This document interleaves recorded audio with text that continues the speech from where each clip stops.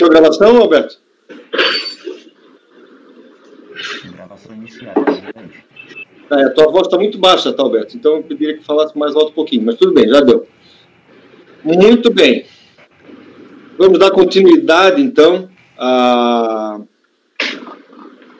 sessão da manhã do dia 13 de outubro de 2020. Havíamos julgado o item 5 e mais alguns processos que nós adiantamos da relatoria do conselheiro Daniel, todos eles na parte da manhã desse dia 13. Então, agora vamos dar continuidade à pauta dessa manhã do dia 13, mas vamos fazer uma pequena inversão, chamando o item 21, que na realidade é da parte da tarde desse mesmo dia, porque, por conta do meu impedimento. Então, nesse caso, item 21, o conselheiro Sérgio Abelson, que está participando da sessão, irá me substituir, e quem irá presidir a sessão, o julgamento desse item, é o conselheiro Cláudio de Andrade Camerano. Ok? Então, doutor Camerano, o senhor pode assumir os trabalhos, tá? E eu retorno na hora de anotar a decisão final, tá ok? O senhor pode coletar os votos, declarar o resultado, e eu só venho para anotar, retorno para anotar esse resultado na ata, tá ok? Doutor Camerano, com a palavra. Obrigado, presidente. Então, vamos dar início ao item 21 da pauta. Recorrente Jorge Amada Silva Rocha, relatora doutora Letícia. Então, podemos dar início com a palavra à relatora. Por favor. Obrigado, presidente. Boa tarde a todos. Bom, o caso dos autos é uma manifestação de conformidade em face do indeferimento do termo de opção pelo Simples Nacional em 27 de fevereiro de 2013, que não acatou a solicitação formalizada pelo contribuinte em 10 de janeiro de 2013. A opção foi indeferida porque o exercício da atividade econômica seria vedada e também em virtude de existências de débitos previdenciários na matriz e na filial, cuja exigibilidade não se encontravam suspensa, conforme consta o termo de indeferimento. Certificada do indeferimento, a pessoa jurídica interessada protocolou em 15 de abril de 2013 a manifestação de inconformidade, defendendo que eliminou as pendências para requerer a sua inclusão no Simples Nacional. A Delegacia da Receita Federal de Florianópolis analisou o processo e elaborou a informação e proferiu o despacho de indeferimento à inclusão da empresa no Simples. Certificada em 14/10/2015, a empresa litigante apresentou em 26/11 pedido novamente a sua inclusão no Simples. A Delegacia de Origem indeferiu o pedido, tendo em vista que os débitos não foram regularizados até a data de limite de 31 de janeiro de 2013. Inconformada, a contribuinte interpôs recurso, argumentando que solicitou parcelamento e efetuou os pagamentos seguintes, cumprindo a todas as exigências para sua inclusão no Simples Nacional. Este é o relatório do essencial, presidente. Pode continuar no voto? Pois não. O recurso é tempestivo e atende os pressupostos legais, devendo ser conhecido. A questão controvertida se refere ao pedido de inclusão no Simples. A decisão recorrida rejeitou a manifestação de inconformidade pelo fato de não atender os requisitos para a inscrição no Simples, em face da pendência fiscal existente não ter sido quitada até a data do limite de 31 de janeiro de 2013. Conforme se depreende das informações constantes dos comprovantes deste processo, os pagamentos foram feitos nas seguintes datas: 4 de 2013, 2 de 2013, 2 de 2013 e assim por diante. Entendo que assiste razão à recorrente. É certo que no presente processo está se tratando de pedido de inclusão no Simples e não de exclusão do sistema. Não obstante, a Lei 9.317 previa, tanto nas hipóteses de vedação à opção pelo Simples, quanto de sua exclusão, a existência de débitos das pessoas jurídicas ou de sócio com participação de mais de 10% no capital social inscrito em dívida ativa da União, sem exigibilidade suspensa. Aí transcrevo aí abaixo a legislação. E só mais uma informação, a questão do objeto social foi regularizada antes da data limite. Como se extrai dos dispositivos acima, há uma simetria tanto para as exigências para a inclusão quanto para a exclusão do regime do simples, no caso da existência de débitos inscritos em dívida ativa da pessoa jurídica ou de seu sócio ou titular sem exigibilidade suspensa. Por outro lado, a 9.317 previa em seu artigo 15, parágrafo 5º, introduzido pela Lei 11.195 de 2005, que uma vez regularizada a situação do débito, no prazo de 30 dias da ciência do ato de exclusão, a pessoa jurídica pode se manter no simples.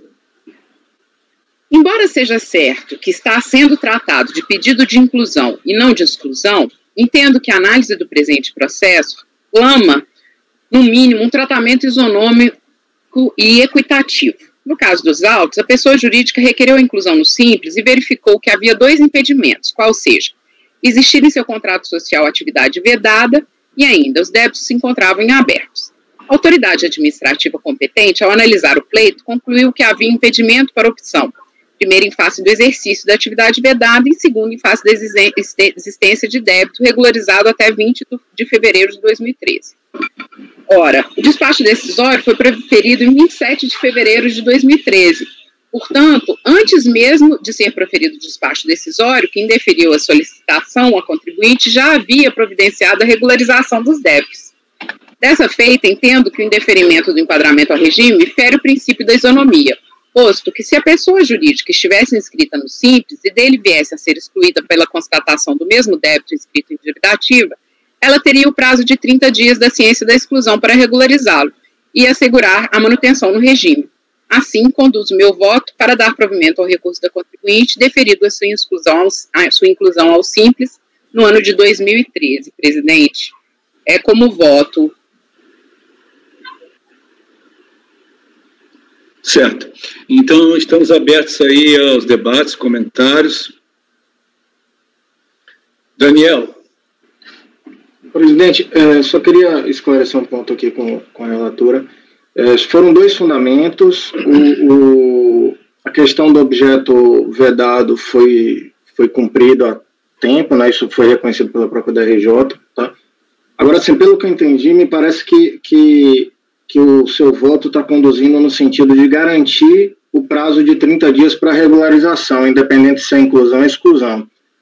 Só que, mesmo assim, e até concordaria se tivesse se todos os pagamentos estivessem dentro do prazo de 30 dias da intimação, mas tem pagamentos que foram feitos depois do prazo de 30 dias da intimação. Teve pagamento que foi feito dia 4, mês 4 e pagamento do mês 6. É esse primeiro aí, né, doutor Daniel? Eu verifiquei isso a hora que eu estava lendo novamente aqui.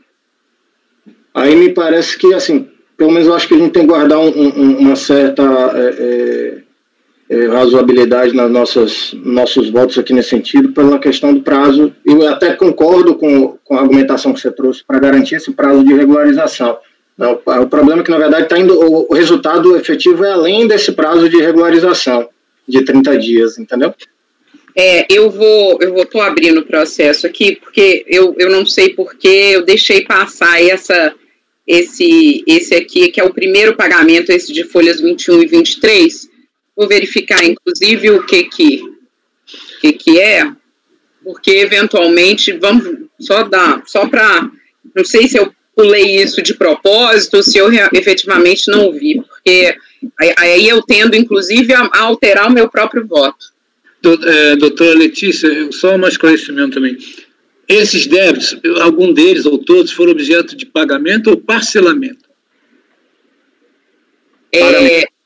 Pagamento. É porque ele fala em parcelamento também, é por isso que eu vou só voltar. Porque ele fala em parcelamento, eu fiquei com essa dúvida, porque se ele parcelou, né, no tempo hábil, né, mesmo depois dos 30 dias, durante os 30 dias, até apresentar a impugnação, né, esse pagamento está sendo pago, parcelamento, por isso que eu fiquei nessa dúvida. Quando o Daniel falou que tem um pagamento aí que foi fora desse prazo dos 30 dias. Não foi parcelamento não, presidente. Ele junta as guias aí de pagamento, ele emitiu os GPS e os DAFs e pagou, com multa e pagou. Só que alguns ele pagou 20 de fevereiro e outros ele pagou já depois. Ou seja, 20 de fevereiro ainda estaria dentro do prazo de 30 dias da intimação do indeferimento. aí entraria a lógica aí do voto da relatora. Então, mas tem uns que ele pagou depois mesmo disso. De qualquer maneira, nós temos, então, alguns débitos aqui que foram pagos depois de 30 dias, é isso? Isso. Isso mesmo. É isso, doutor Letícia? Quer confirmar? Um minutinho, doutor Camerano. Deixa eu só abrir. Não, fica à vontade. Fica à vontade.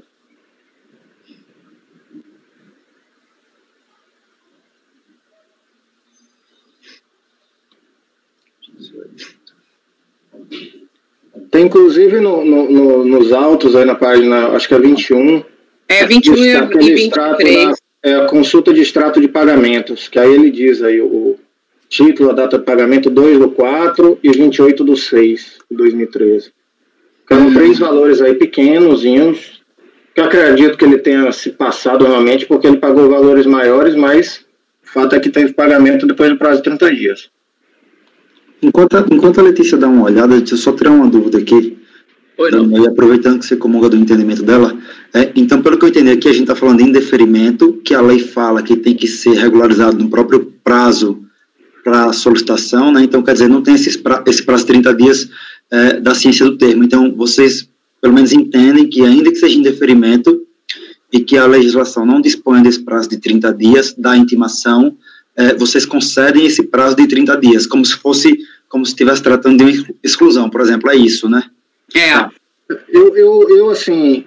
Minha posição, Marcelo, porque na verdade eu analiso cada caso, né?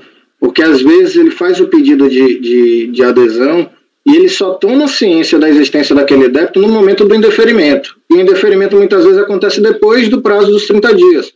Então, tanto que a gente já teve situações aqui dele apresentar a impugnação depois daquele prazo, isso é a primeira oportunidade que ele tem para contestar. Então, assim, salvo tendo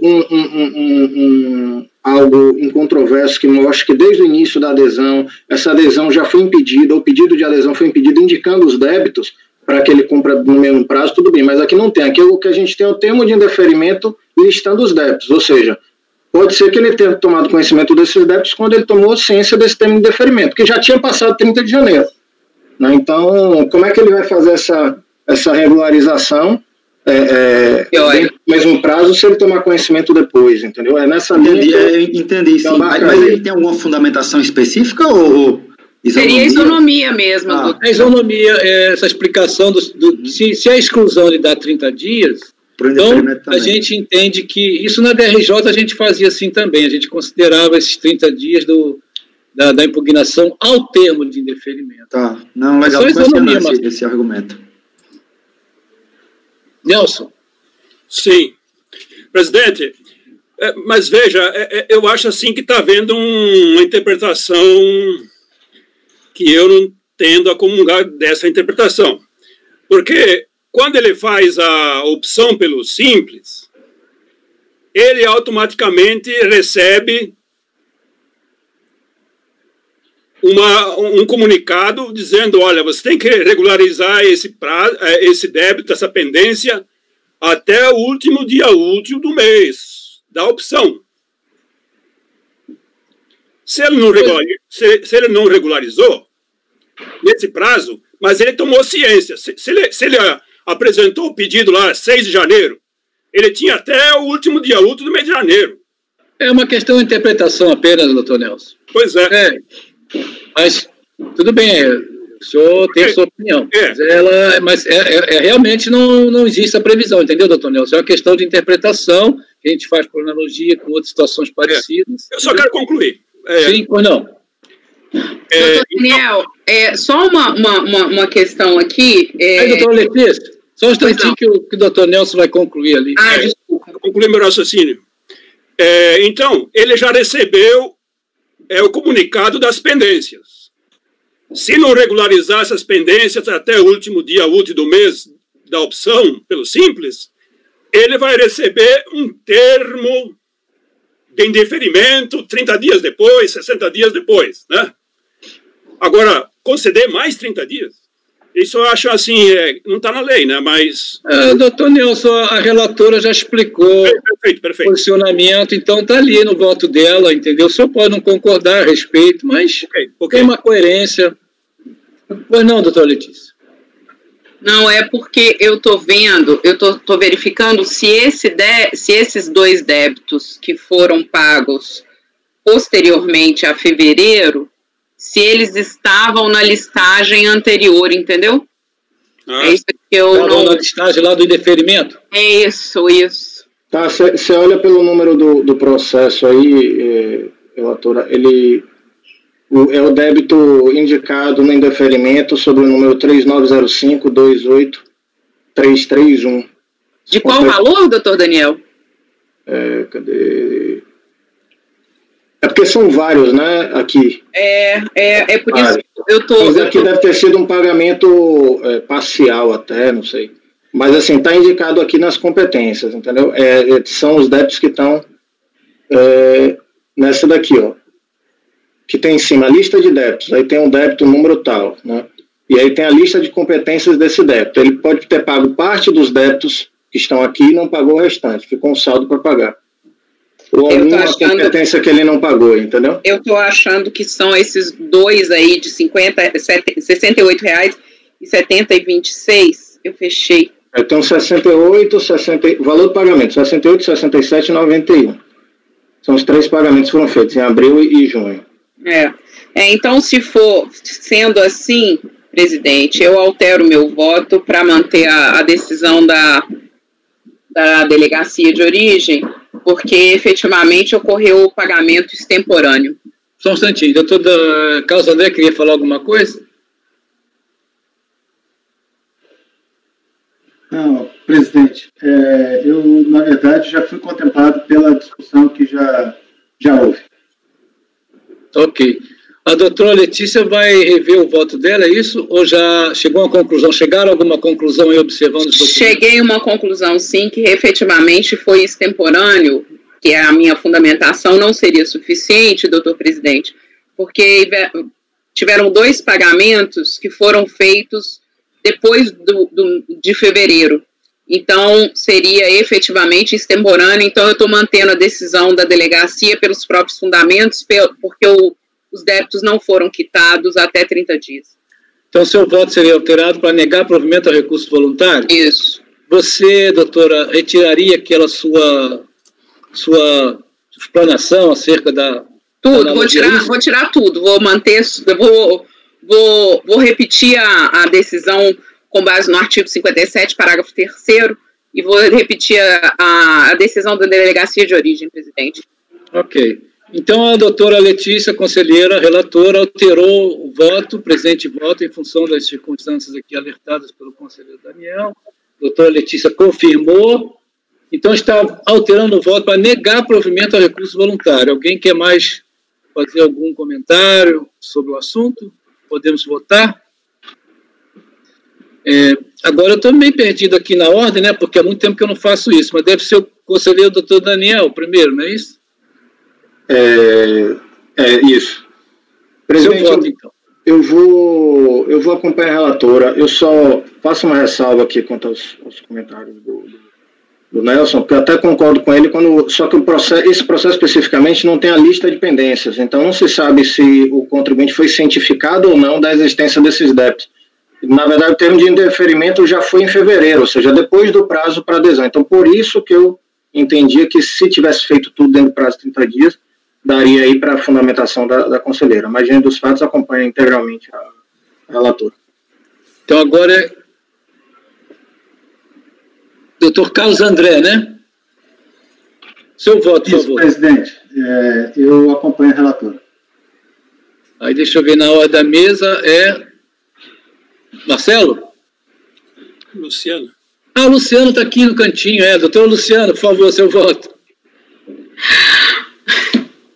Eu acompanho a relatora, presidente. Certo. Agora, doutor Marcelo? Eu acompanho, presidente, também acompanho a relatora. Agora, doutor Nelson?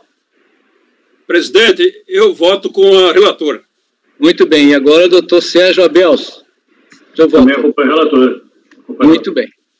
Então, também acompanho o voto da relatora. Então, o voto é por unanimidade de votos, né? Negar provimento ao recurso voluntário. Certo, doutora Letícia? Muito bem. Correto, doutor Camerano, desculpa aí a minha confusão. Absolutamente. Então, agora vamos retomar a palavra o doutor Luiz Augusto, nosso presidente querido. Obrigado pelo querido. Doutor Camerano, muito obrigado por exercer a presidência nesse interregno, na verdade. E quero agradecer ao doutor Sérgio também pela participação. Obrigado. O senhor fica esperto por aí. O senhor está onde? Se precisar. O senhor está onde? Em qual cidade desse país? Rio de Janeiro. Rio de Janeiro, que beleza, que espetáculo. Qualquer coisa eu chamo o senhor no Rio de Janeiro, então. Tá bom? Grande abraço, tá? Muito obrigado. Um abraço, boa tarde a todos. Tchau. O senhor tem o contato do doutor Sérgio? Não tem, mas a gente vai atrás. Bom, passamos então... Pegou o resultado aí, presidente? Peguei o resultado, doutor Camerano. Muito bom. Unanimidade. Bom, então, vamos ao item 1 da pauta. Conselheiro Nelson, Sociedade Educacional Maestral, Sociedade Civil, Sociedade Simples Limitada. Pois não, presidente. Obrigado pela palavra. Trata-se de processo de exclusão do Simples Nacional.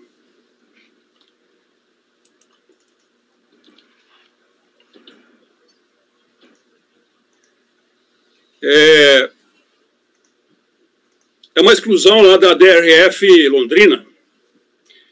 1º de setembro de 2015, emitiu o ato declaratório ADE de exclusão da contribuinte Simples Nacional com efeito jurídico a partir de 1/1/2016, por existência de débito com exigibilidade não suspensa. Na verdade, são dois débitos. É do PA 4 2015 e do PA 5 2015.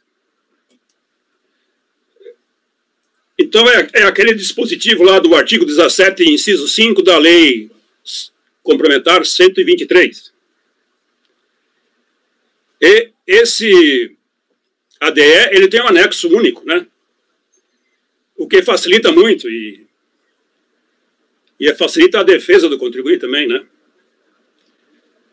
Então, são dois débitos. Um débito de 25.895 e outro débito de 25.979. Ambos de 2015. E o contribuinte pediu...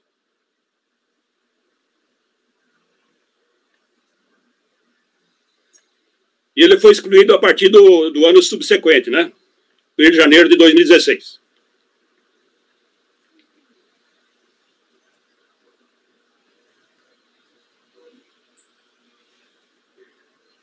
O contribuinte tomou ciência desse ADE e já na DRJ ele apresentou basicamente só a alegação de que o ADE seria nulo, a nulidade do ADE, né?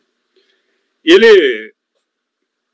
ele tratou e focalizou essa nulidade em 2 pontos, que é afronta ao artigo 79 da resolução 94/2011, né, que é daquele comitê gestor, 94/2011, né,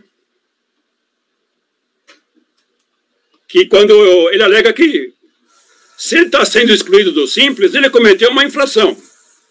E se ele cometeu uma infração, o fisco deveria ter lavrado o auto de infração. Mas, no caso aqui, ele declarou, na declaração do Simples, um débito e simplesmente não pagou, né? Não é necessário você lavrar um auto de infração para constituir esse crédito. Uma vez que ele já há um dispositivo, depois lá no voto eu vou demonstrar, isso já é uma confissão de dívida. E também tratou de outro ponto,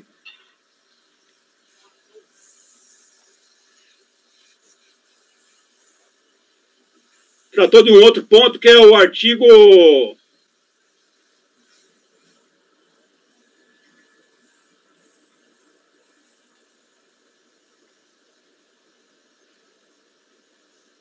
Artigo 6º dessa mesma resolução, que fala acerca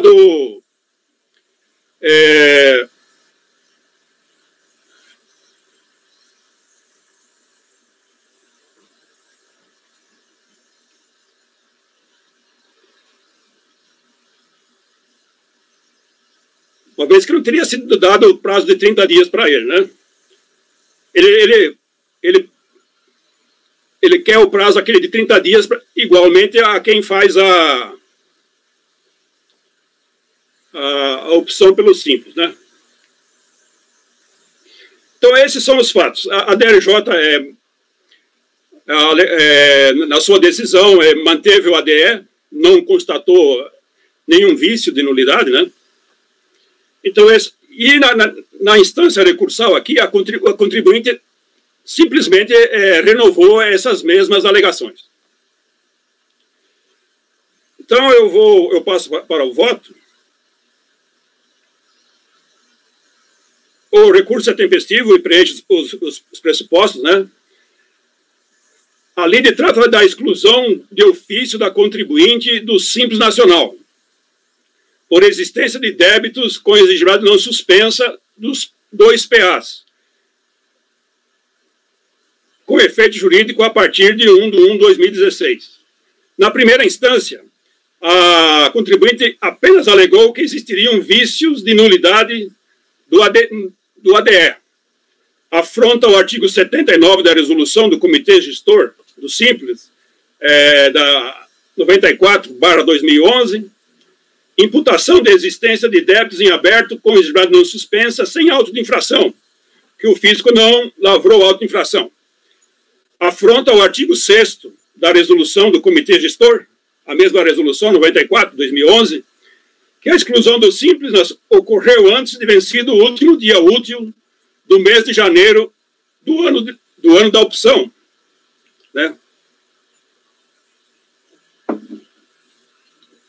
Então, diversamente do que eu tinha falado no relatório, é a questão que a exclusão do Simples Nacional ocorreu antes de vencido o último dia útil do mês de janeiro do ano da opção.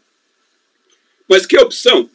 Ele está sendo excluído, ele não tem aqui uma opção formalizada, ele já estava no Simples, né? Que a contribuinte tinha... então, ele está aplicando esse prazo, né? Até o último dia útil do mês de janeiro de 2016. Ele foi excluído lá em 2015, mas com efeito jurídico a partir de 1/1/2016. A decisão ACOA manteve a exclusão da contribuinte do Simples Nacional, conforme a ADE, pela inexistência dos alegados vícios de nulidade e pela inexistência, ou melhor, pela existência, sim, dos débitos com exigibilidade não suspensa. Aqui, nesta instância recursal, a recorrente não trata de matéria de fato na sua defesa, mas tão somente matéria de direito, ou seja, ele pede a nulidade do ADE, assim como já na instância COR.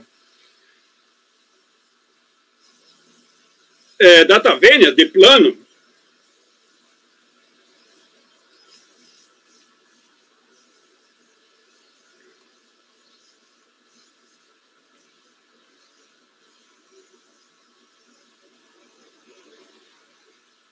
então, esses são os pontos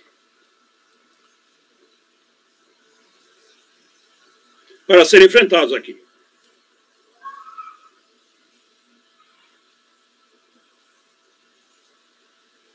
Eu só... porque o meu voto saltou aqui, saiu da tela e eu estou retomando aqui.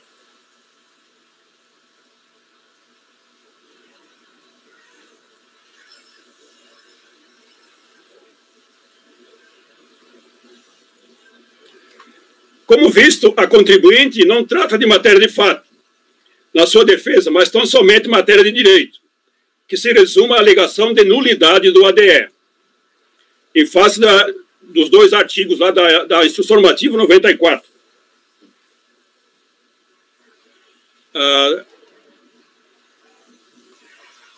Da resolução do Comitê, resolução 94, de 2011. Data vênia de plano, salta aos olhos a defesa de tese insustentável pela recorrente, divorciada da realidade fático-jurídica, aduzindo argumentos risíveis que revelam um completo desconhecimento da legislação do Simples Nacional. O que diz o artigo 79 da Resolução 94 de 2011? Ele diz que, se ocorrida a infração, ela será lavrado auto de infração. Né? Se o contribuinte declarou uma receita menor, será lavrado auto de infração. Mas no caso aqui não se trata disso. O contribuinte, ele mesmo declarou os débitos na sua declaração do Simples. Né? E esses débitos, uma vez declarados, eles já configuram confissão de dívida. Não é necessário você lavrar uma auto-infração para constituir esse crédito tributário. Então, é isso que diz o artigo 79. No caso, os débitos não pagos, não recolhidos, que determinaram a emissão do ADE pela DRF Londrina, foram declarados pela própria contribuinte, né, na DAZN ou no PGD-AS. E o débito aqui está em anexo ao ADE, né? Logo, conforme o parágrafo 8º do artigo 79 da Resolução 94, não cabe objetar que os indigitados débitos sejam objeto de lançamento de ofício, auto-infração, pois já estavam constituídos desde a data da entrega da declaração do Simples ao fisco. Mas não é só isso. O artigo 41 da Lei Complementar 123, de 2006, estatui que os débitos informados, declarados no Simples, e não pagos, não recolhidos, serão inscritos em dívida ativa e objeto de ação de execução fiscal. Né? E aqui transcrevo o artigo 41. Ele faz também remissão ao artigo 18, o parágrafo 15 do artigo 18 e ao artigo 25, né? Que se aplica também, né? Que tem o caráter de confissão de dívida.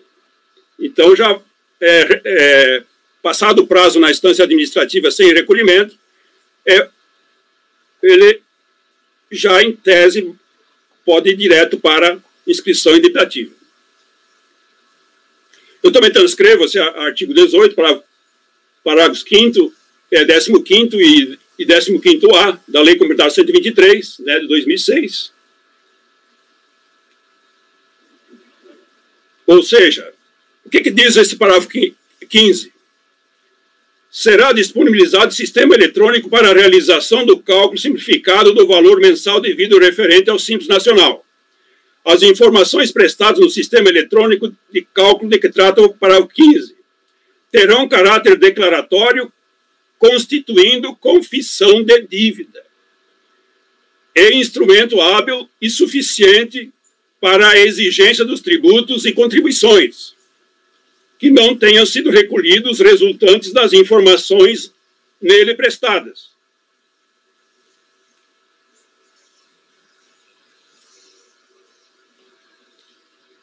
E o que diz também o artigo 25 da Lei Complementar 123?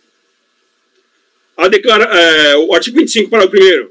A declaração de que trata o caput deste artigo constitui confissão de dívida e instrumento hábil e suficiente para a exigência dos tributos e contribuições que não tenham sido recolhidos resultantes das informações nela prestadas. Como visto, os débitos do Simples declarados pela própria contribuinte na declaração do Simples não se sujeitam ao lançamento de ofício, pois a mera declaração configura a confissão de dívida. Rechaçada, portanto, a alegação da contribuinte de que seria necessário, no caso, a lavratura de auto-infração, quanto aos débitos declarados no Simples com exigibilidade não suspensa. No que concerne ao artigo 6º da resolução do Comitê Gestor, a resolução 94, ainda cabe frisar aqui o parágrafo 2º. Enquanto não vencido o prazo para solicitação da opção, ao contribuinte poderá regularizar eventuais pendências impeditivas ao ingresso no Simples Nacional, sujeitando-se ao indeferimento da opção caso não regularize até o término desse prazo. Efetuar o cancelamento da solicitação de opção, salvo se o pedido já houver sido deferido. Aqui também a contribuinte não tem melhor sorte. O dispositivo transcrito acima trata de procedimento de formalização da opção pelo Simples Nacional, situação diversa do objeto dos autos em que ele está sendo excluído. No caso, a contribuinte já estava no Simples Nacional, porém foi excluída pelo ADE por existência de débitos do Simples em aberto, com exigibilidade não suspensa, e ainda foi aberto prazo legal de 30 dias para a recorrente adimplir os débitos, e assim afastar sua exclusão desse regime simplificado, de apuração e pagamento dos tributos e contribuições, conforme consta do ADE. No ADE tem o artigo 4º, tornar-se-á sem efeito a exclusão caso a totalidade dos débitos da pessoa jurídica sejam regularizados no prazo de 30 dias, contados da data de ciência do ADE. Então, ele teve 30 dias. A contribuinte tomou ciência do ADE em 21/9/2015. Tinha prazo tempestivo até o dia 21/10/2015 para adimplir e saldar os indigitados débitos em aberto, que estavam com exigibilidade não suspensa. Portanto, não providenciou sua regularização no citado prazo. E o prazo, ele tomou ciência juntamente com a ADE, né? Ainda quando a falta de regularização tempestiva dos débitos, que ensejaram a emissão do ADE, eu também aqui transcrevi a decisão ACO, que repisa essa questão. O contribuinte não regularizou no prazo, né? Em suma, como demonstrado, não restaram configurados os alegados vícios do ADE, que pudessem inquiná-lo de nulidade. Pelo contrário, o ADE foi expedido conforme legislação de regência, aplicado ao caso, estando ex-coimado livre dos alegados vícios. Assim, deve ser mantida a exclusão da contribuinte do Simples Nacional, com efeito a partir de 1/1/2016, conforme a ADE. Eu não sei se isso aqui pode ser tratado como uma preliminar, né, de nulidade, porque no mérito ele não tratou nada. Seria, eu coloquei aqui, voto para negar provimento ao recurso voluntário, mas também, como hoje de manhã, houve observação, pode ser rejeitar a preliminar de nulidade e, no mérito, negar provimento ao recurso, né? Okay. É isso que eu voto, presidente. Ok. Alguém tem alguma observação a fazer, algum questionamento?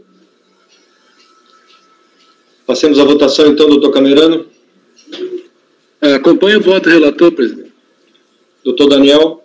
Com relator, presidente. Doutor Carlos. Com relator. Doutora Luciana. Acompanho o relator, presidente. Doutora Letícia. Com relator, presidente. Doutor Marcelo. Também, presidente, com relator.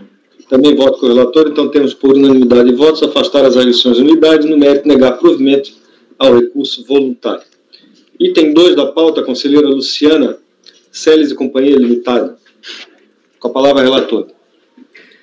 Presidente, o Celes e Companhia, que é o item 2, e o Celes Ótica, que é o item 3, eles têm por origem os mesmos fatos.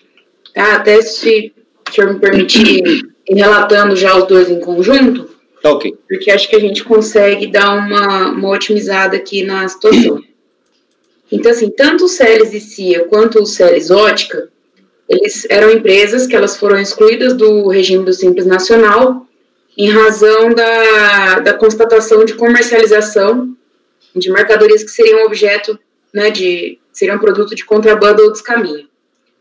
Dessa situação, foi feito um auto de apreensão, né, originado em decisão judicial, onde realmente foram apreendidos vários perfumes eletrônicos, né, de responsabilidade dessas empresas. Desse termo de apreensão, foi aplicada a pena de perdimento, né, e dessa pena de perdimento foi comunicada a situação para que a Receita Federal tomasse as providências em relação à questão da permanência dessas duas empresas no Simples Nacional.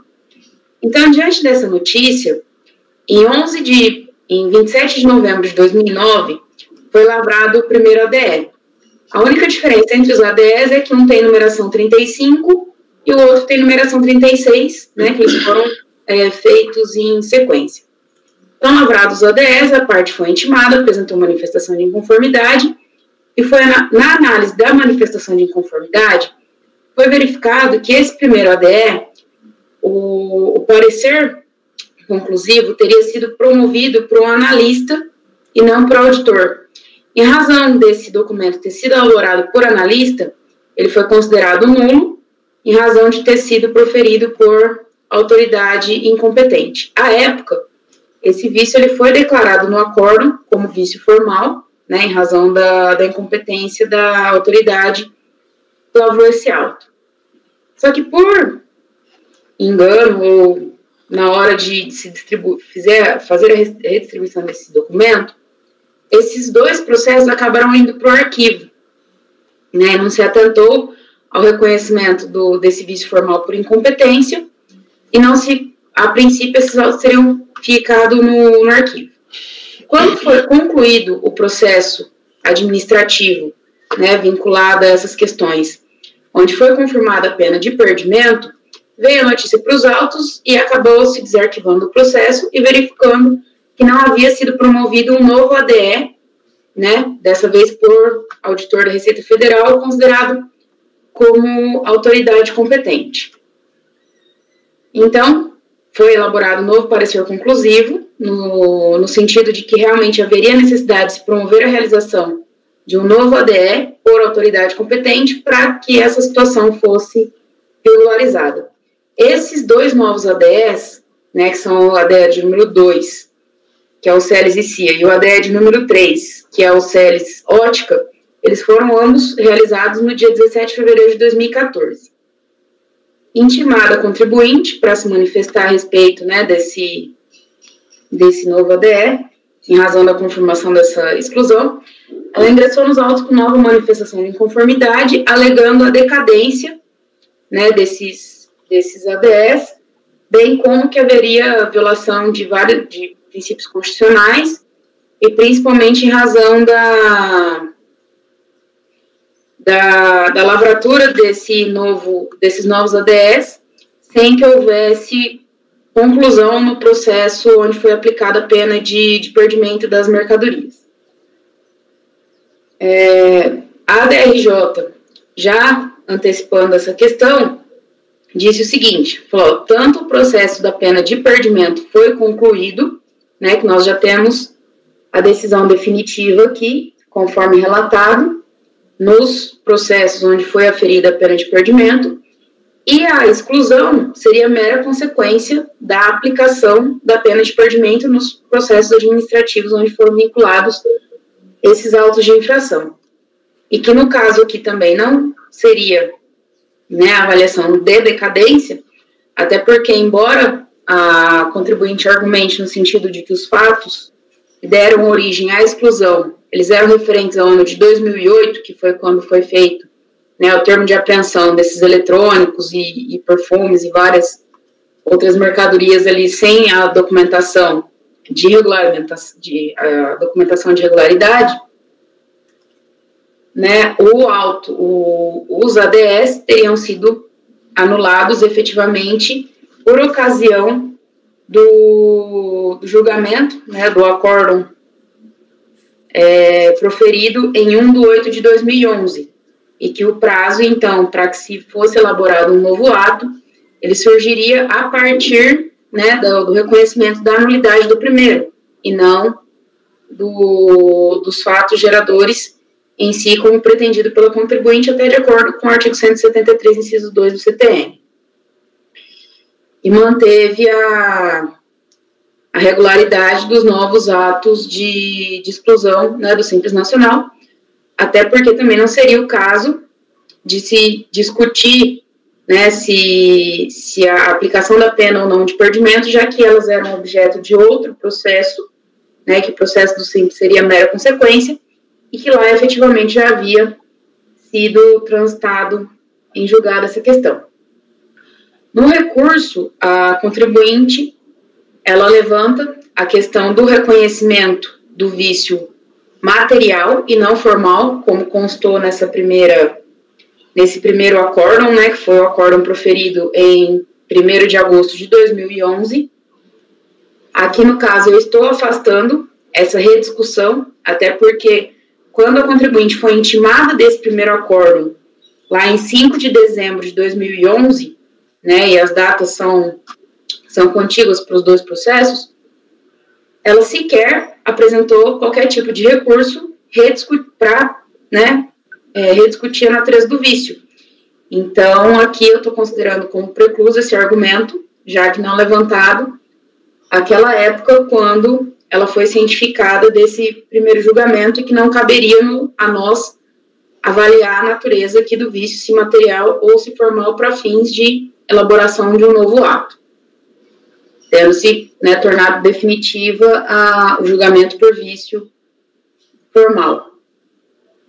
Além disso, ela reapresenta essa questão da decadência, né, solicitando que seja considerado o dias a quo o ano de 2008, né, a data de apreensão das mercadorias lá em 2008, que deram origem ao processo de exclusão. Aqui eu entendo também que agiu acertadamente a DRJ, no sentido de se reconhecer, né, que em se tratando de vício formal, e no caso aqui nós não podemos abrir mais esse tipo de discussão, mas em se tratando em vício formal, o aplicável aqui seria, né, a norma de que a fazenda passaria a ter 5 anos a partir do reconhecimento da existência do vício, né, da anulação do ato, então que por isso os novos ADS estariam dentro do prazo de 5 anos e que por isso eles poderiam ser mantidos. Além disso, ela levanta também uma preliminar de incompetência do chefe da SACAT, uma nova incompetência, né, do chefe da SACAT, que teria elaborado os pareceres que levaram ao entendimento proferido pelo delegado no despacho decisório e no novo ADE. Ela diz que o chefe da SACAT, embora auditor da Receita Federal, seria autoridade incompetente para emitir parecer decisório, que no caso aqui teria que ter sido o próprio delegado da Receita Federal a emitir o parecer decisório também, além do ato de exclusão. Em relação a essa questão, eu transcrevo aqui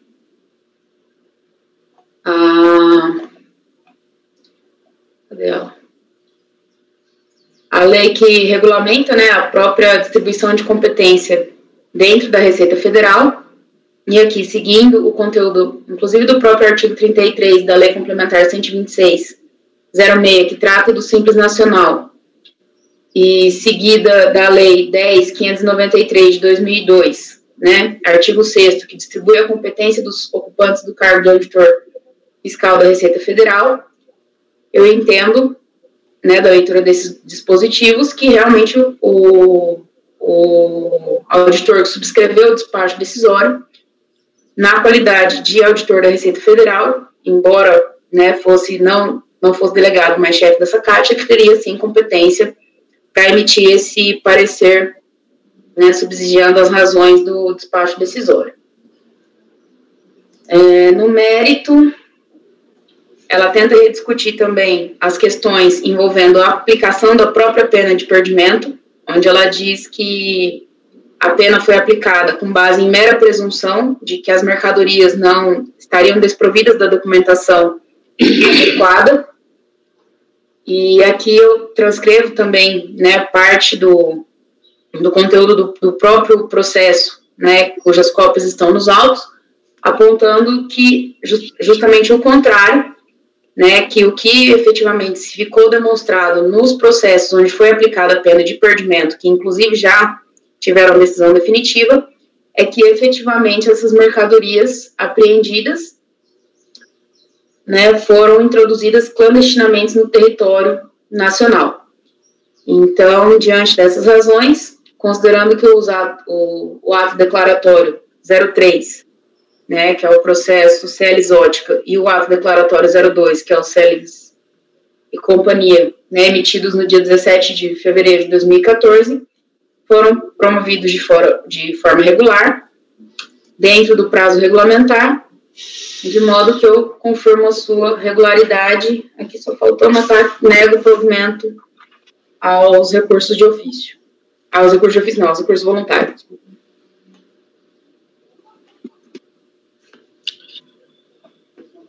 Eu voto, presidente.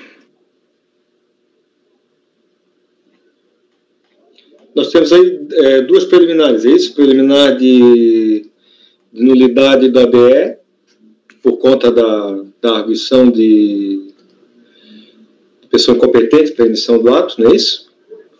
Isso. No caso da SACAT, é uma preliminar de nulidade, né? Sim.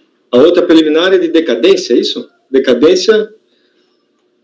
Deixa eu ver se é isso mesmo. É decadência.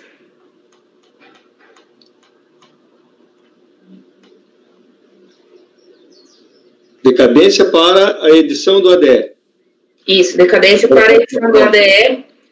E, além disso, ainda pretende nessa rediscussão da impossibilidade de reedição do ADE, levantando a questão da existência de vício material. Tá. Muito bem. Mas está dentro da arguição de decadência. Isso, dentro da arguição de decadência. Muito bem. Alguém tem alguma dúvida? Alguém quer fazer alguma consideração? Não? Doutor Camerano. Acompanho a relatora, presidente. Muito bem. Doutor Daniel. Presidente, acompanho a relatora. Para mim não há dúvida que o vício era material, né? Mas estou falando de competência, mas, de fato, essa discussão era para ter sido feita em recurso contra aquele acórdão de manifestação, aquele acórdão de impugnação, né? Que se estabeleceu de forma definitiva. Então, não tem mais como a gente enfrentar esse ponto aqui. Acompanha a relatora. Doutor Carlos André. Acompanha a relatora. Doutor Nelson. Presidente, voto com a relatora. Doutora Letícia. Com a relatora, presidente. Doutor Marcelo. Também, presidente. Também acompanha a relatora. Então, temos, por unanimidade de votos, afastar as arguições de nulidade e de decadência para a edição do ato declaratório de exclusão e, no mérito, negar provimento ao recurso voluntário. É isso?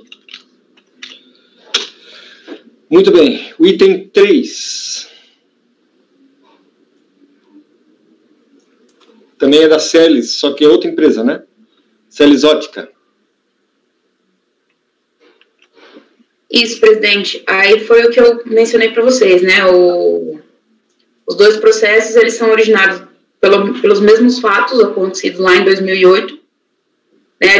Assim, que foi justamente essa apreensão desses perfumes eletrônicos nas duas empresas, e teve outras empresas também que foram envolvidas nessa questão. No caso do processo da Celes Ótica, né, a única coisa que diverge são os números dos atos, né, que no processo da Celes Ótica... Os argumentos são Os argumentos são exatamente os mesmos, o subscritor dos recursos é o mesmo, as decisões foram proferidas nas mesmas datas, os ADS são pertinentes às mesmas datas. Se o senhor quiser, eu posso ler o voto novamente, mas vai ser o mesmo voto. Já estou com ele aberto aqui, acho que todos estão com ele aberto também. Só nesse segundo aqui, acho que tem que dar uma olhada no fechamento dele. Acho que ficou faltando alguma coisa ali. Sim, ficou o último parágrafo, né? Voto para afastar a preliminar de decadência e nulidade e, no mérito, negar provimento ao recurso. Tá, ok. Passemos à votação, então. Conselheiro Camerano. Acompanho a relatora. Doutor Daniel. Com a relatora, presidente. Doutor Carlos. Com a relatora. Doutor Nelson.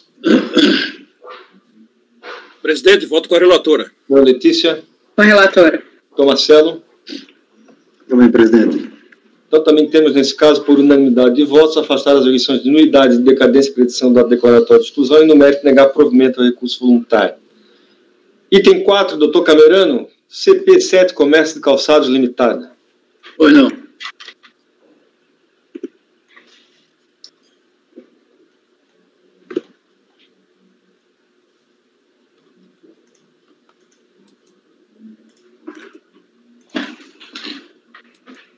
É um processo de exclusão.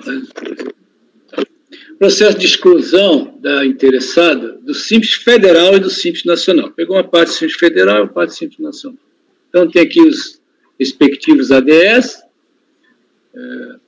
com efeitos a partir de 7 de agosto de 2000 e 1 de 7 de 2007. Então, qual é o fundamento dessa exclusão? Então, tem aqui a Lei 9.317, no caso para o Simples Federal, Constituição de pessoa jurídica por interpostas pessoas. E a lei complementar, no caso para o Simples Nacional, o artigo 29. A exclusão de ofício das empresas optantes pelo Simples Nacional dar-se-á quando a sua constituição ocorrer por interpostas pessoas. Então, esse é o caso. Então, a ação que culminou com a exclusão da contribuinte ao Simples teve origem em representação fiscal e foi instruída com os documentos 05 a 681. O senhor imagina a quantidade de documentos que não tem aqui. Mas foi uma representação fiscal exaustiva, muito bem elaborada. Segundo esse procedimento fiscal, a empresa é integrante do Simples desde agosto de 2000. E essa ação fiscal começou porque uma parente do diretor entrou com uma ação cautelar de arrolamentos de bens e alimentos provisionais, daí houveram as ramificações e foram assim estudando e já chegaram à conclusão de que a empresa ela estaria irregular no Simples, né?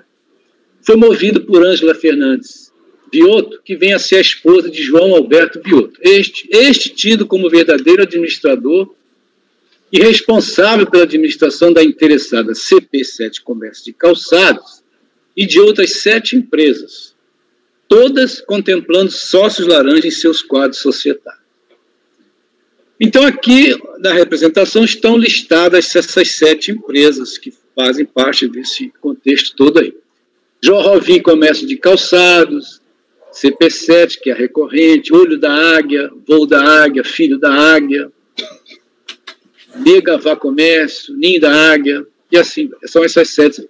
Então, as autoridades fiscais procuraram por João Roberto Viotto, na sede da interessada, para o cientificar. Contudo, devido a compromissos particulares, ele orientou ao contador das empresas, Saulo Artugueri, a assinar os termos fiscais. Esse contador, ele responde pela escrita de todas as empresas mencionadas, inclusive sendo portador de procuração com amplos e ilimitados poderes para representá-lo. Que no curso da ação fiscal, todos os contatos ocorreram por meio do contador. E nas diversas conversas não foram mencionados os nomes dos sócios das empresas. Ninguém quis saber dos sócios, ele nem falava dos sócios das empresas, né? Que talvez não interessasse. Então, só o contador é que se manifestava. Então, ele apenas se referia a João Roberto Viotto, né? Deixando transparecer que ele era o responsável pela tomada das decisões. Então, eu reproduzo aqui um trecho do procedimento fiscal. Faz-se necessário aqui registrar que as pessoas, os sócios laranjas, pertencentes aos quadros societários das 7 empresas, não demonstraram interesse ou se fizeram presentes para acompanhar, solicitar ou prestar esclarecimentos acerca do andamento dos procedimentos fiscais realizados. Continuando, constatou-se a existência de diversas procurações envolvendo as 7 empresas, delegando amplos e ilimitados poderes a João Roberto Viotto para a gerência das empresas, e, em alguns casos, para sua esposa Ângela Fernandes Viotto, né? Conforme quadro elaborado lá na representação fiscal. Então, eu reproduzo aqui alguns trechos do procedimento fiscal, né? Onde eles concluíram que a administração e a gerência das empresas transfere dos sócios laranja ao proprietário de fato, que é o senhor João Roberto Viotto, tendo, em alguns casos, a participação de sua esposa, né? E que ela era procuradora e fazia movimentação financeira. Então, os contratos sociais das empresas que estão aqui, segundo os auditores, estariam formalizados com falsa declaração de seus quadros societários, com a intenção de propor um titular de direito, né? Encobrindo, na realidade, o verdadeiro sócio. Essas procurações existentes são provas, as procurações que tem no processo são provas incontestáveis de que são interpostas pessoas que compõem os quadros societários das empresas, que davam amplos poderes e limitados poderes, né? Então, referente às 7 empresas sob ação fiscal, estão a seguir descritos indícios de irregularidades em razão de análise dos contratos sociais e suas alterações, né? Então, chama a atenção os seguintes fatos constatados na representação fiscal de exclusão do Simples. A relação de parentesco, como no quadro societário das empresas, ex-empregados, em alguns casos, concomitantemente, empregados e sócios da empresa, presença dos sócios em mais de uma empresa, um valor irrisório atribuído ao capital da empresa, às vezes era 15 mil, 20 mil reais. Valor irrisório de integralização do capital social das empresas pelos sócios, semelhança entre as 7 empresas, 2 sócios, valor do capital social, percentual de participação dos sócios, o mesmo contador. Então, eles concluem, analisando isoladamente cada empresa, somos levados a acreditar serem empresas independentes, que não se confundem, localizadas em diversas cidades. Entretanto, quando analisadas em conjunto, verificamos as relações das pessoas pertencentes aos quadros societários, que são empregados, ex-empregados, ou possuem uma relação de parentesco com o senhor João Roberto Vioto e Ângela Fernandes Vioto. E os sócios, em muitas ocasiões, figuraram ou figuram no quadro societário de mais de uma empresa, né? Nestes casos, tomaram cuidado para que os percentuais de participação das 2 empresas não acarretassem a exclusão do Simples federal ou nacional. Continuando, os então tidos como sócios de direito das empresas foram intimados, no sentido de que apresentassem documentos de comprovação da integralização do capital e ou pagamento pela aquisição de cotas de capital, quando fosse o caso. Então, todos eles foram intimados. Olha, se o senhor integralizou essa empresa aqui, o senhor me mostra, então, foi integralizado em espécie, mostra comprovantes dessa integralização. Então, vou reproduzir aqui trecho do procedimento fiscal. Todos os atuais sócios ou ex-sócios se manifestaram e informaram por meio de um único procurador habilitado, Miguel Yamamoto, em suas respostas em atendimento às intimações, que a integralização do capital social ou aquisição das cotas de capital social foram realizadas em moeda corrente, nos termos dos contratos, sem que fosse apresentada qualquer prova material que comprovasse a entrega dos recursos às empresas, no caso da integração de capital, ou pagamento pela aquisição das cotas de capital social, no caso de aquisição de cotas pertencentes a sócios anterior.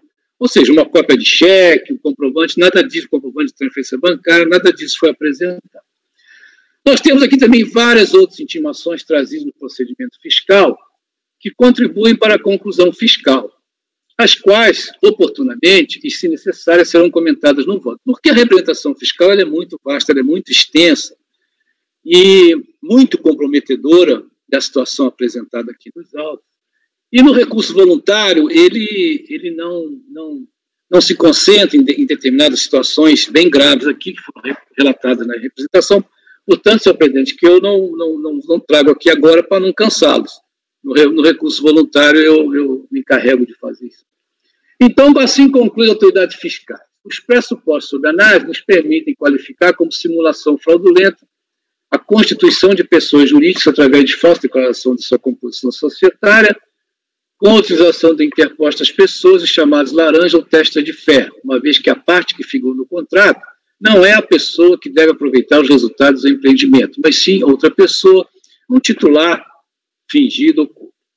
Pelo exposto, e ante a farta documentação anexada à presente representação fiscal, resta comprovado que os sócios que figuram no quadro societário das empresas são interpostas pessoas, e quem as administra de fato é o senhor João Roberto Vioto. Sem sombra de dúvida, o senhor João Roberto é a parte diretamente interessada nos resultados auferidos nas operações executadas pelas 7 empresas que foram sonegados à Receita Federal. A utilização de interpostas pessoas para figurar como sócios de empresa evidencia o intuito fraudulento de sonegar tributos, configurando o dolo necessário à caracterização da responsabilidade pessoal e solidária prevista nos artigos 124 e 135, inciso inciso 2 do CTN. Na realidade, esse trecho aqui que ele fala em responsabilidade solidária e tal, isso vai ter uma repercussão lá no lançamento de ofício, né? Fica ainda evidenciado que o objetivo de se constituir as empresas com interpostas pessoas nos quadros societários, sob o manto do Simples e do Simples Nacional, teve, dentre outros objetivos, o de se evitar o pagamento da contribuição previdenciária social patronal, bem como de se evitar o pagamento integral de outros tributos federais, como imposto de renda, contribuição social sobre o lucro líquido, COFINS, PIS. Portanto, a conformação das 7 empresas configura, inclusive, uma situação de desequilíbrio em desfavor dos concorrentes. Com o cientificado de tudo isso, a interessada apresenta sua manifestação de inconformidade, né? Eu trago aqui um resumo, que é o resumo que foi utilizado no relatório da decisão de piso, proferido pela DRJ de Curitiba. Então, eu trago aqui esse resumo que foi feito lá na decisão recorrida. A interessada apresentou sua manifestação, onde alega em preliminar a nulidade da exclusão, por ausência de prova quanto às situações jurídicas descritas e por inaplicabilidade dos dispositivos legais mencionados, sendo que a autoridade fiscal intentou uma sanha desenfreada contra a empresa onde João Roberto e Ângela são procuradores mandatários. Sustenta que ao fiscal provar a ocorrência dos fatos, né, e que a outorga de procurações para que gerissem diversas empresas do grupo não traduzem nem induzem a interposição de pessoas. Argumenta que a conclusão da autoridade fiscal é desarruada, já que, sendo um dos sócios da empresa de menor, representado contratualmente pelos pais, por óbvio que o mandato outorgado faz-se necessário para a administração da empresa, que não existe impedimento à outorga do mandato, né? Muito bem. Afirma que, no caso de análise, não restou caracterizada a omissão de receitas e que o fato de os pais gerirem a empresa não caracteriza a participação societária indireta ou oculta, né? E assim vai. Aí fala em transferência de responsabilização solidária, né? Sustenta que o fisco cometeu um pecado ao transferir a responsabilidade aos procuradores, né? Posto que não restou configurada uma omissão de receita, enfim, por aí vai. Conclui, então, que não desincumbido o agente fiscal provar a existência de atos contrários à sociedade, importando em excesso de poder e infração à lei, não há que se falar em extensão da responsabilidade. Então, ela discorre aqui longamente sobre esses artigos do CTN aqui, 135, 124, né? Porque ela entende que isso aqui foi utilizado no ADE e não foi. Conforme consta no citado acordo, então, proferido pela segunda turma, todas essas alegações aqui, de nulidade e tal, não lograram êxito perante a primeira instância, sendo julgada improcedente a manifestação de inconformidade. Cientificada do acordo, proferido pela segunda turma da DRJ Curitiba, a interessada apresentou o seu recurso voluntário, onde, após fazer um resumo de sua defesa junto à decisão recorrida, ela trouxe os seguintes argumentos. Muita coisa que ela falou lá na decisão recorrida, ela não fala aqui. Então, ela faz um grande resumo da decisão recorrida e traz os seguintes argumentos. Que a decisão de primeira instância deve ser reformada, né? Que o fato dos sócios terem otorgado procuração e ou mandato para que a empresa recorrente fosse por eles não traduz ou mesmo induz na interposição de pessoas. É que ela tinha falado anteriormente, né? E aqui também ele faz uma menção aqui que a representação fiscal tem uma série de reportagens, publicidade, querendo que com isto seja nulo o ADE. Na realidade, essas questões trazidas, publicidade, reportagem de jornal, isso foi um elemento subsidiário. Aí fala sobre mandado, né? Que não existe nada que impeça outorgar um mandado, né? É coisa que tinha falado anteriormente, né? Muito bem. Então, basicamente, são essas questões que ela fala que já tinha sido reproduzido lá na manifestação de conformidade. Daqui em diante, a recorrente, ela repete ou pouco modifica crescente em relação aos argumentos já trazidos na impugnação. No caso, sobre aqueles que se referem à sua irresignação quanto a descrições de artigos do CTN, feitos na representação fiscal, então pertinentes às situações ocorridas que caracterizariam hipótese de atribuição de responsabilidade solidária. né? Eu deixo aqui de relatoriar porque ela traz uma alegação bem grande sobre isso daí. Eu deixo aqui de relatoriar essas alegações, bem como a jurisprudência citada, doutrina, pois os artigos do CTN citados tratam de dispositivos pertinentes às hipóteses de atribuição de responsabilidade solidária tributária, comentadas pela autoridade fiscal e que seriam pertinentes em caso de um eventual lançamento de ofício. Porque a gente sabe que esses TDF, né, esses termos assim, normalmente eles são utilizados depois do lançamento de ofício. Então, aqui, na conclusão da recorrente, no seu recurso, ela diz o seguinte: de todo exposto, a despeito contínuo da decisão ora recorrida, não há como vingar a exclusão da recorrente do simples, ao escopo de que ocorreu a interposição de pessoa no quadro social, pois a administração social, ao ser transferido para os mandatários, ocorreu de forma lícita e normal, inexistindo quaisquer fatos capazes de desnaturalizá-la ou degenerá-la, desde que não houve cometimento de dolo, fraude ou simulação na sua constituição, restando inaplicável as disposições do artigo 124, inciso 1 do CTN, combinado com 14.4 da Lei 9.327, e esse aqui da Lei 123. Então, quer dizer, e até porque não houve incorreção nem omissão de receitas tributárias. Então, basicamente é por isso. Então, o relatório é essencial, senhor presidente. Posso continuar? Então, preenchidos os requisitos de admissibilidade do recurso, dele se conhece, né? Percebe-se pelas alegações trazidas no recurso voluntário que os temas abordados são essencialmente os mesmos levados à apreciação da decisão recorrida. Quanto à alegação acerca de procuração outorgada ao senhor João Roberto Vioto, pelo fato de seu filho ser menor de idade e de eventuais afrontas aos instrumentos de mandato para a constituição e representação empresária, trata-se de argumentos repetitivos e que já foram devidamente enfrentados na decisão de piso, cuja conclusão acato e adoto como razão de decidir.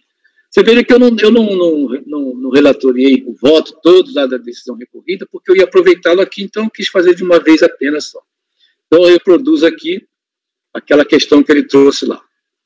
Então aqui,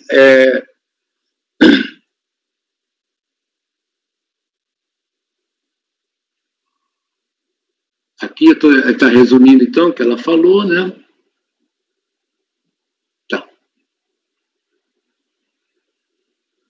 Segundo consta, estou aqui no item 33, né? Porque o item 32 é um resumo da alegação, né?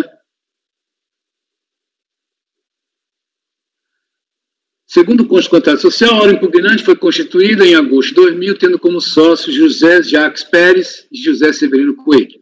Por meio da segunda alteração do contrato social, retira-se da sociedade José Jacques Pérez para, em seu lugar, ingressar Flávia Ragazzi. Por meio da terceira alteração, Ângela Fernandes Vioto transfere suas cotas para Neís Joyce Aparecida Coelho. Em seguida, José Severino Coelho transfere a totalidade de suas cotas para João Vitor Vioto. Procurando apurar a veracidade desta verdadeira dança das cadeiras entre os diversos sócios que transitaram pelo contrato social da empresa desde o ano de 2000, foram enviadas intimações no sentido de obter a documentação comprobatória do efetivo pagamento da aquisição das cotas de capital. Todas as pessoas mencionadas aqui, que ficaram, né, girando em torno do quadro societário, representadas por um único procurador, Miguel Yamamoto, apresentaram a mesma resposta, qual seja, de que o pagamento das cotas ocorrer em moeda corrente, e sem a elaboração de contrato de cessão e transferência de cotas. Pesquisando os sócios da pessoa jurídica, a autoridade fiscal apurou que Flávia Ragazzi era empregada na empresa Jorrove, comércio de calçados, no período de 7 de 2001 a dezembro de 2005, e na hora reclamante, a empresa CP7 passou a ser sócia a partir de abril de 2004. Possuía 98% das cotas do capital social, que era de R$25 mil. José Severino figurou como empregado da empresa Jorrove. Então, aqui, senhor presidente, eu vou passar mais ou menos rápido por isso aqui, porque essas questões acerca desses sócios, dessa quantidade de sócios fantasma que apareceram aqui, essa quantidade irrisória que eles participaram como capital, não foram objeto de questionamento. Eu apenas transcrevi aqui para mostrar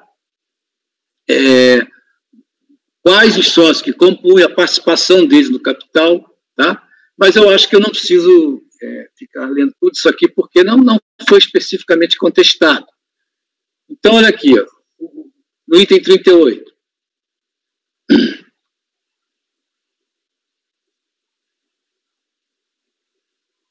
Das páginas 356 e 408 estão diversas procurações em favor de João Roberto, que tem como origem os diversos sócios, não só da empresa CP7, mas também das demais empresas do grupo. Então, procurações aos montes aí para esse senhor João Roberto aqui.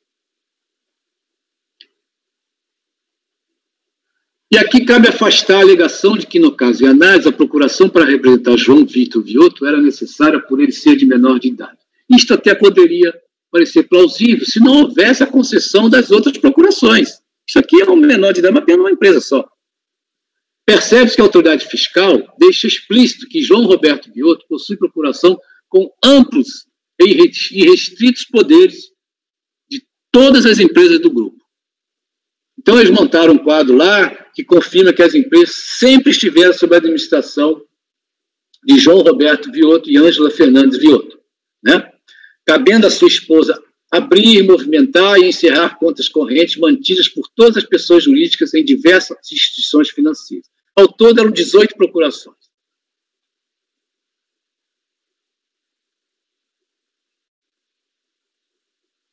Solicitado pelo fisco, os cartórios da região enviaram cópia de todas as procurações envolvendo as empresas do grupo, os sócios, além de João Roberto Vioto e Ângela Fernandes.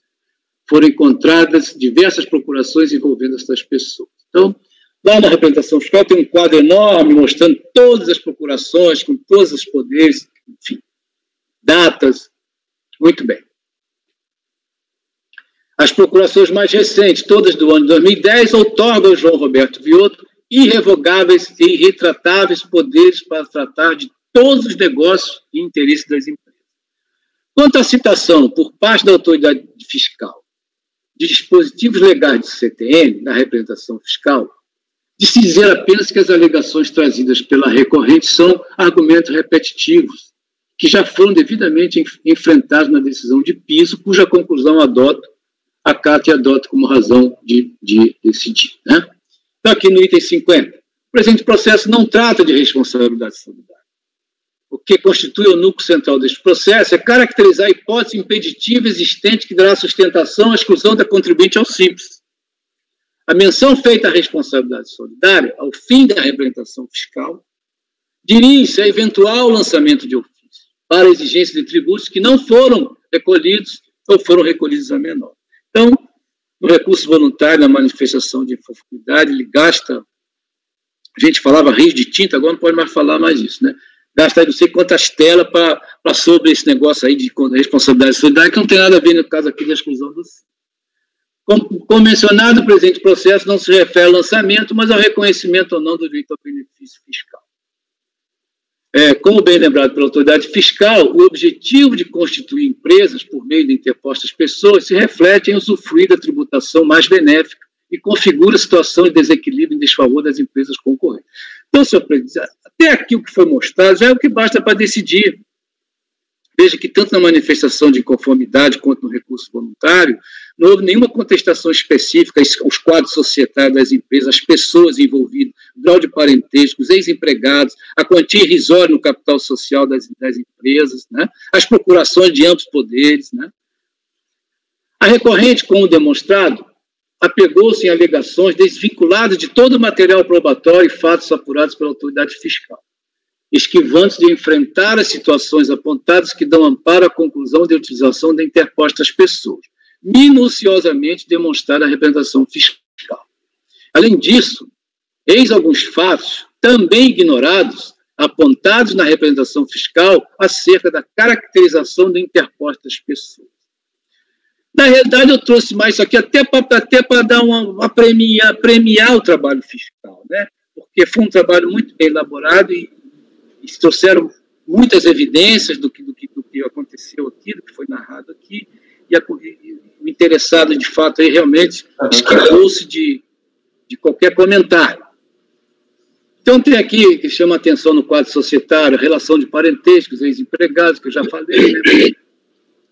E aqui, ele traz aqui, da representação fiscal, ele traz aqui toda a movimentação dos quadros societários, quem sai, quem entra, entendeu? Em todas as empresas, Aqui ele vai falando sobre cada uma das pessoas, seu envolvimento no quadro societário, quando que sai, quando que... Nada disso foi objeto de contestação, né? Então, eu vou passar para o senhor, só para mostrar para os senhores o grande trabalho que foi feito. O trabalho muito bem feito, muito bem elaborado, ele esgota mesmo, ele encurrala os envolvidos. Aqui, então, já falei sobre isso aqui, grau de parentesco, empregado, então aqui ele narra situações de alterações contratuais, nada disso foi objeto de comentário, só trouxe aqui para mostrar o trabalho. Capital social das empresas, né? Que é muito pequeno o valor pelo qual os sócios transferem suas cotas, e aqui ele vai falar sobre cada empresa, ele vê lá qual é a participação, qual é o faturamento dessa empresa, faz a comparação do capital com o faturamento, né? Nada disso também foi questionado.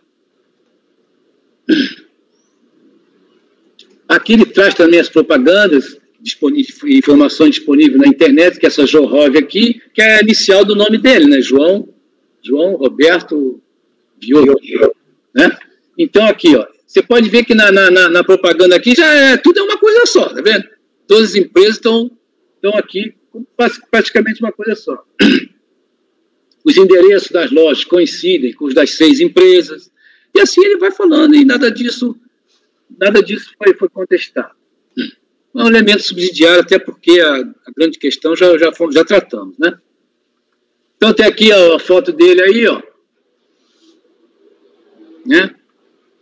Então, são coisas que a fiscalização trouxe para mostrar, mas mais como um elemento subsidiário mesmo, né, que ele é o verdadeiro proprietário de todas essas empresas, né?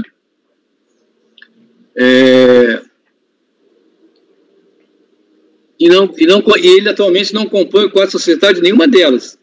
Né? Como pode, né, 7 empresas dar uma procuração de amplos poderes para uma pessoa que não faz parte do quadro societário? Constata-se que os atos jurídicos são contrários à realidade, artifícios destinados a provocar uma ilusão ao fisco, evidenciando a interposição fraudulenta de pessoas, aproveitando-se da ocultação do real sócio proprietário das empresas para optar e permanecer indevidamente no Simples Federal e Simples Nacional e assim recolher menos tributos aos cofres da Fazenda Nacional. Ante tudo que foi exposto, então, senhor presidente, só me resta partilhar da conclusão extraída dos documentos e fatos relatados na criteriosa e minuciosa representação fiscal, ora reproduzidos, em parte, pois ainda tinha mais elementos adicionais. Tinha muito mais coisas aí que eu não julguei desnecessário, a gente vai ficar aqui até amanhã. Conclusão. Os pressupostos sobre análise nos permitem qualificar como simulação fraudulenta a constituição de pessoas jurídicas através de falsa declaração da sua composição societária, com a utilização de interpostas pessoas. Então, aqui já tinha mencionado isso daí. Então, na realidade, a conclusão geral, então, é por negar provimento ao recurso voluntário, né? Pela caracterização da utilização de interpostas pessoas. Esse é o valor. Muito bem. Tem algum comentário? Passemos a votação. Doutor Daniel. Com relator. Doutor Carlos.